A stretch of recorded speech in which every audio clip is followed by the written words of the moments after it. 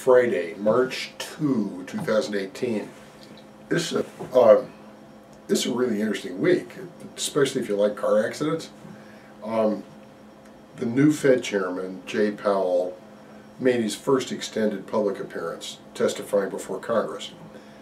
Fed chairmen are required to testify to Congress a couple of times a year in a formal monetary report.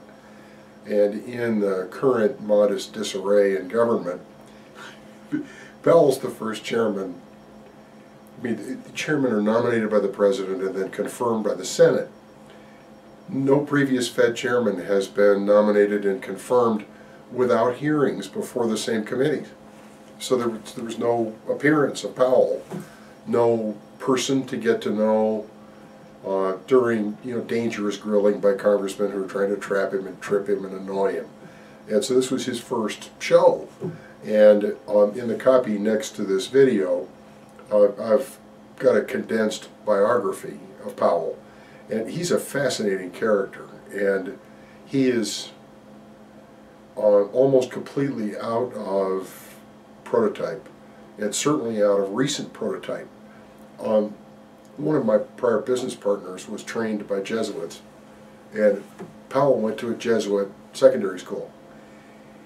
Jesuits, you're not going to survive unless you acquire a self-effacing sense of humor, think very clearly, and become suspicious about almost all thinking until verified, and you will have you'll be interested in any alternate opinions, but no alternate opinion will be raised in importance because of your title. And I get the reserve from Powell about, okay, bring it, that comes from that kind of Jesuit training. Went to law school. He practiced as a lawyer. He did do Wall Street work, which today people all assume is the same greasy kind of way to make a living. Powell worked for an old line firm doing actual business deals. He then worked at the Treasury for a while. He actually did critical supervisory work of Warren Buffett at one point, critical and accurate. He's done public service work that's environmental work. One of the private equity firms that he worked for specialized in sustainable energy. He's been a director of the Nature Conservancy. He's got the highest net worth of maybe any Fed chairman ever. Interesting character. We're in good hands. Feel really well about this person. And that's coming from a big fan of Janet Yellen and Ben Bernanke as well. The fireworks this week, it's impossible for a Fed chairman to testify without at some point stepping in it. And there are two sets of testimony. The first is to a House committee and the second is to a Senate committee. And markets are still coming to grips with the idea that the Fed has entered an extended rate rising regime, but Powell left the impression in the first testimony that he was leaning towards hawkish and that the economy was in an overheating process, and he very directly repaired all of that the next day. He doesn't feel that way, and his language is very direct. There are a few quotes next to this video direct from Powell, but all hell broke loose yesterday with the president's announcement of steel and aluminum tariffs to be imposed on the entire external world, having nothing to do with any other trade behavior, except just as a way to lash out at them. And then today his morning tweet was, trade wars are good and it's easy to win. I printed charts from the financial markets yesterday that show the market movements that followed the announcement.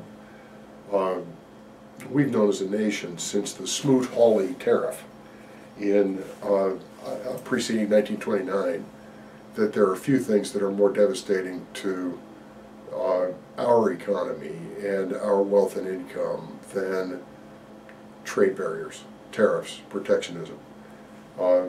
the announcement yesterday overturns a solid 90 years of very consistent bipartisan American trade policy, and on its face is just idiocy.